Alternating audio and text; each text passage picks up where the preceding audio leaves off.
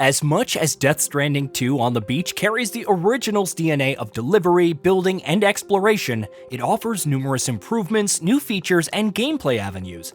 Everything from the combat and stealth to the vehicles and mission types have been expanded and improved upon in numerous ways. Let's dive into some of the biggest differences before the sequel launches on June 26th for PS5. Faster paced, more action.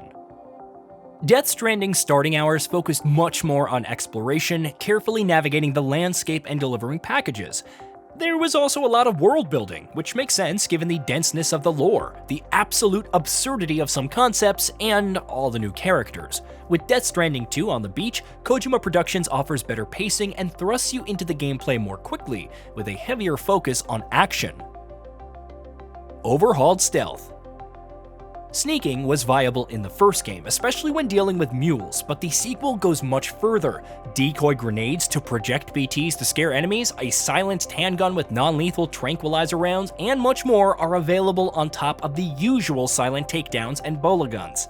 You can even improve stealth traits like making less noise while moving around as you engage more with the sneaky business. And in a nod to a certain V, infiltrating bases at nighttime grants an advantage since enemies are less likely to spot you. Even Dollman proves useful. Toss him to distract a guard and either sneak by or knock them out. New movement abilities. Sam is also far more mobile than in Death Stranding 1. He can now quickly move into cover while staying low or tackling an enemy head-on, and dive out of the way, perfect for repositioning and avoiding damage. Are either of these really the best strategy, especially when carrying tons of cargo? Probably not, but then again, you can now. Lower Sam's backpack. I'll admit it, sneaking around mule camps and avoiding enemies while that huge stack of crates on Sam's backpack stuck out was hilarious. It's still possible in Death Stranding 2, but Sam can set aside his backpack, dramatically improving his stealthiness and mobility. You're limited to whatever's equipped, but in terms of infiltration and combat, this is a game changer. Just don't forget to collect your backpack later when all is said and done.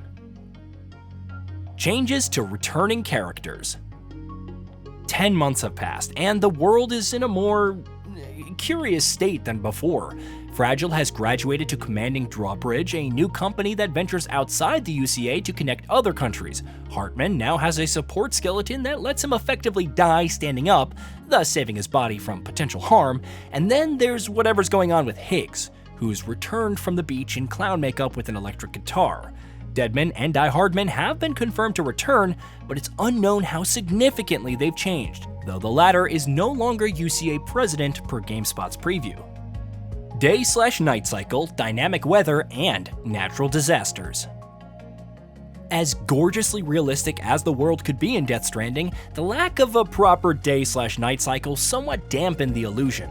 Not so with the sequel, which features the same and even offers different advantages, as mentioned for stealth. The changing environments alter gameplay even more. A landslide could mean having to change your route while dust storms obscure visibility. Flash floods can also occur, potentially sweeping away Sam and any packages, while strong earthquakes can cause him to lose his balance. Animal rescue and restoring mines. Whether it's Australia or the UCA, the usual orders and deliveries are still a core gameplay mechanic. However, the sequel is expanding its repertoire of missions quite extensively, from saving animals and escorting them to reserves to restoring mines and the monorail. Some requests also occur outside of regular orders, further diversifying the range of available activities. New weapons and MP bullets. Death Stranding had its fair share of combat, but didn't heavily lean into its action elements. Not so with Death Stranding 2, especially since director Hideo Kojima wants this to be more akin to James Cameron's Aliens, with battles giving it a new dimension. There are new weapons to utilize, from the Blood Boomerang and Tar Cannon to the mule's electrified pole, which can also be thrown and discharge electricity in a small area, and grenade launchers. Then there are MP bullets, which automatically switch the ammo type depending on the target. New enemy types. If the beach things of the original weren't terrifying enough, Death Stranding 2 on the beach introduces the Watcher, which can directly spot you and summon others to entrap Sam. The armed survivalists are also much tougher to deal with than the mules, but you also have to worry about chiral creatures, be they spiders, bats, or even jellyfish. Be careful that they don't swarm you. The bat-like creatures can siphon away battery charge if you're not careful. Vehicle changes. Alongside providing quicker access to vehicles, Death Stranding 2 on the beach improves them in many ways. Turrets can now be attached for self-defense, and you can grapple cargo or chiral crystals without getting off. Some vehicles are also now usable in water, and hopefully won't drain your batteries as much. Connecting ladders and new boots. Crossing gaps with ladders is much easier in the sequel, since you can now connect up to 2 ladders. Different kinds of boots are also available, from the silent type, suited for sneaking around, to those that make for stronger kicks in melee combat. That's not considering the improvements to various structures, including zip lines bending around obstacles to ensure smoother movement. Corefall. Timefall is still a thing, but now there's this mysterious new element thrown into the mix: Corefall. This only occurs around Rainy, a new character as noted by GameSpot's preview. Timefall within 1.5 meters of her body turns into Corefall, which makes things younger. Considering Tomorrow's ability to traverse through tar, you have to wonder how Rainy's talent will come into play, given the massive implications. New cryptobiots. Cryptobiots return as your main means of restoring HP or blood, but the menu has expanded this time around. Electrobiots will restore battery charge, and chlorobiots aid in recovering stamina. It's unknown if others are available that provide more benefits, but it wouldn't be surprising. New skeletons. If you had the batteries and charge, Death Stranding allowed for equipping different skeletons with unique benefits: the power skeleton for carrying more weight, the all-terrain skeleton for navigating rougher terrain, and the speed skeleton for quicker movement. Death Stranding 2 includes 3 more: the battle skeleton, bokeh skeleton, and boost skeleton. While the latter two's functions are unknown, the battle skeleton provides extensive damage reduction, making it well suited for firefights. Length.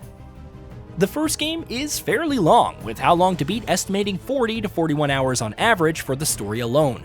The sequel's length is unconfirmed, but various publications spent 30 hours with it, which amounts to about 40% of the story, according to Kojima Productions. It would indicate that 75 hours is required to complete the story alone, but considering how much longer the first game could be for completionists, up to 113 hours on average, Death Stranding 2 on the beach could end up offering many more dozens of hours of gameplay, even after the credits roll.